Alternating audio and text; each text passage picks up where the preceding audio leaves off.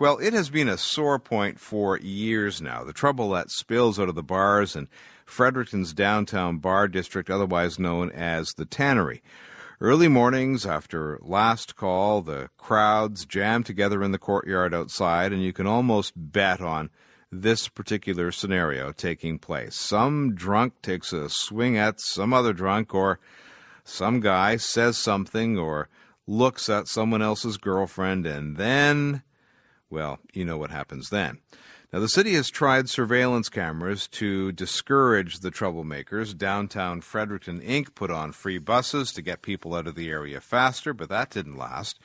There was even talk of playing loud classical music to drive the young people away. Creative.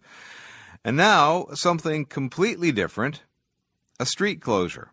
It's a pilot project developed by the police with a group of city and business officials, and that plan comes into effect this weekend. Now, earlier in the show, we heard the thoughts of some bar patrons about that idea, and here are a few more.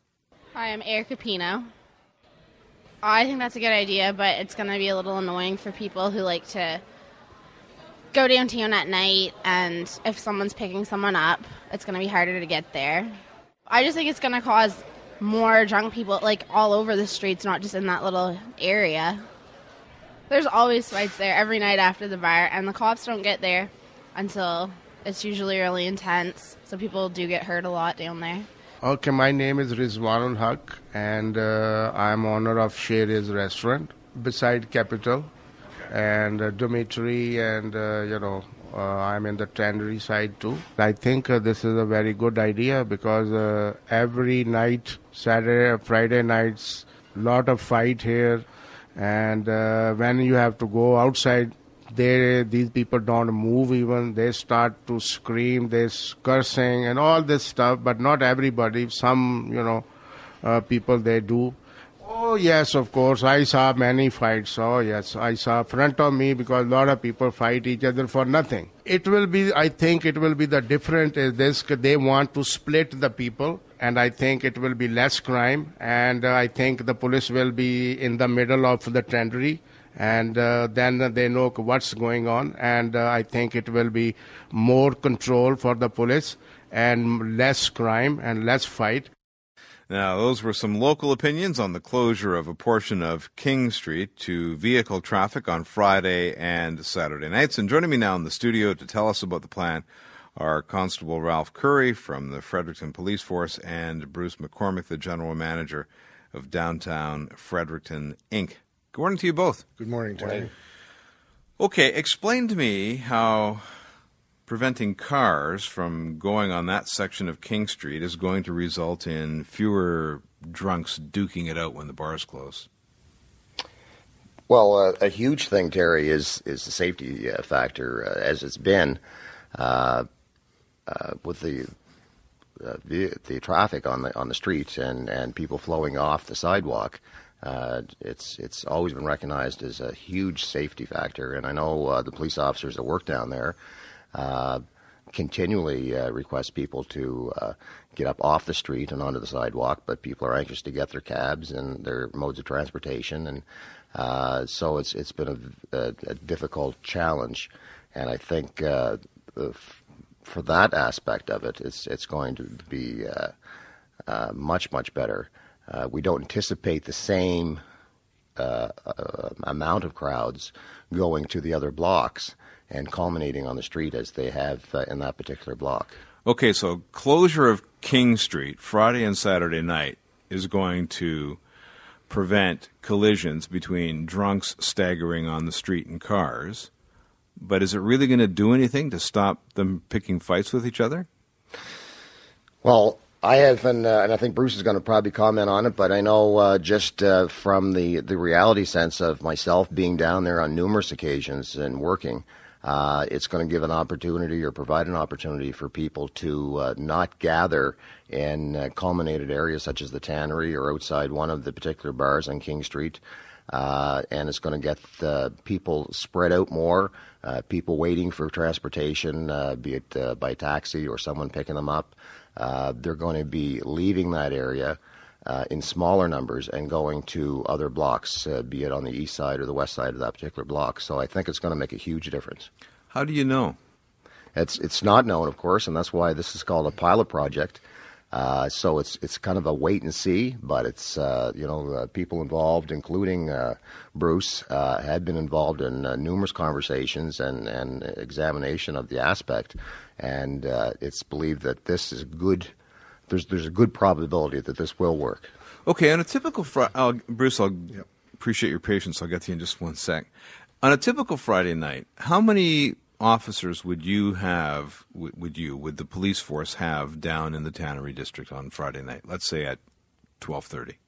Well, assigned on a Friday and Saturday night, and that we're coming into the month of July, so there would be 4 officers assigned on foot. There would also be 2 vehicles down there with new concepts that the group has come up with, that it's felt that visibility, police visibility through having police vehicles positioned on each end of the block with appropriate lighting at certain times, plus the 4 officers, over and above the 4 officers, of course, that are committed to that area and are on foot. There are also neighborhood action team officers that will be assigned on their regular duty to that area, as well as the patrol division when available. Okay, so you've got 4 officers and 2 police cars. What about doubling the number of on-foot police officers, and as soon as someone gets into a fight, bang, they're gone? That would be nice in the real world, probably, but it's all a matter of resources, and actually, where the crowds are a little bit smaller, and it's found through past practice during the month of June and I believe October, there's only 2 officers assigned to that particular area. Because the crowds are found to be a little bit smaller. So starting in July, August, and September, there are 4 officers assigned. To say, would it be nice to have 6 or 8 or 10 officers? That would be nice, but it's all in a cost factor and availability of resource. Bruce, how do you see this being effective against the problem that's down there? Well, Terry, we've looked at a number of opportunities and ideas of how we can resolve some of the issues. And there's been there were committees struck a couple of years ago that spent a year looking at all the different aspects. We had police officers sitting on it. We had public safety officers sitting on it, businesses and general public, and we had public meetings in areas. And we resolved that, the number one issue was the police presence, and the chief and through the police department have resolved some of those issues with the coordination of having the officers on site, fully dressed in very identifying uniforms, turning the lights on of the police cars. That's really made a big difference. Other things that we've done, we've looked at the staffing of the bars and put them through a training program. I think we had one last month that had over 60 bar staff involved, talking about how to handle the different situations. Communication between our bars was key, because if somebody at Dolan's happened to be barred or thrown out of the bar, we didn't want them to go into the Capitol or into Nicky Z's to cause more problems. So the communication was there. The idea of closing the street and again designating cab areas, because the cabs are the issue to a certain degree, because they don't just stay on the street, they get right into the tannery.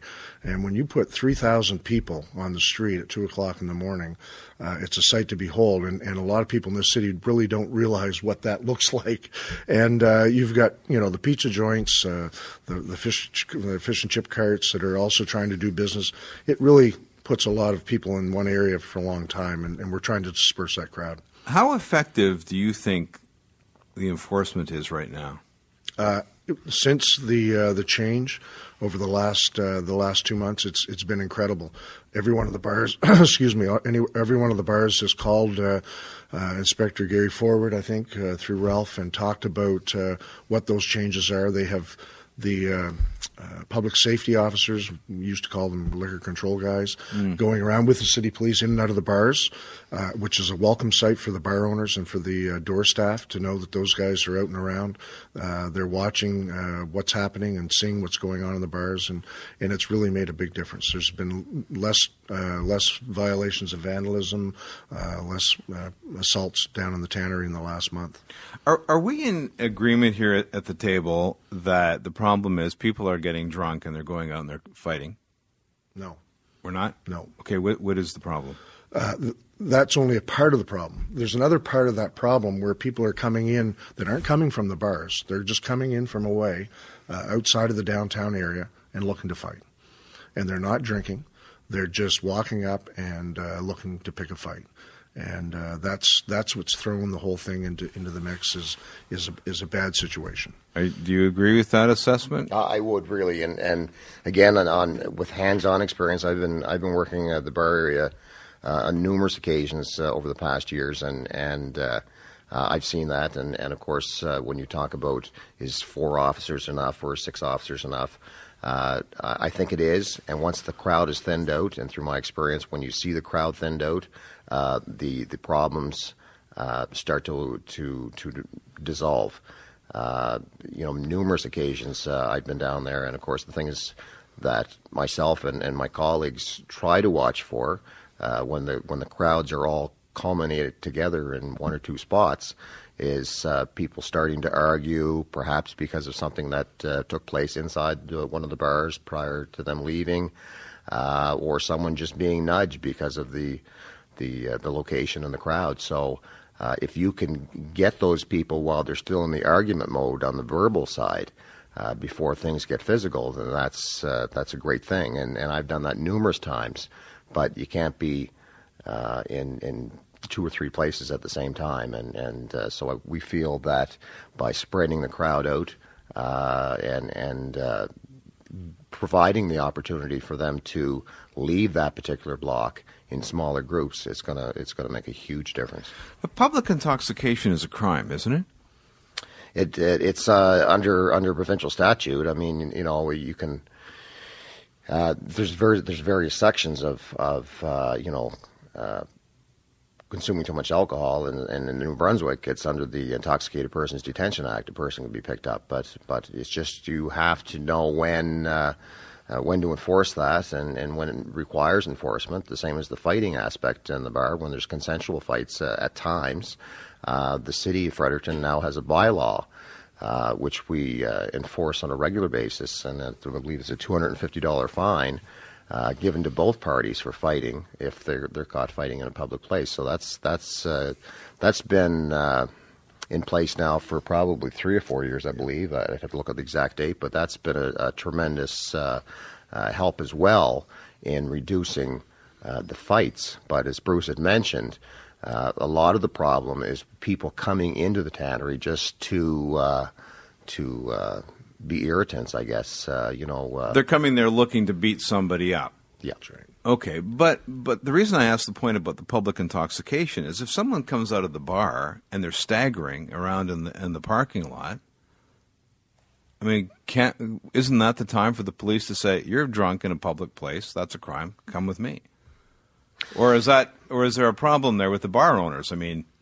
Well, it's the bar owners have a certain responsibility, and they know what that is, and we're trying to, through education and through the downtown development and the other committee persons, we're trying to make sure that everyone in the bar area, in working the bar areas, are attuned to the responsibilities. Responsible drinking is what we preach all the time to people. And, do you think that's what's happening down there? And what's that?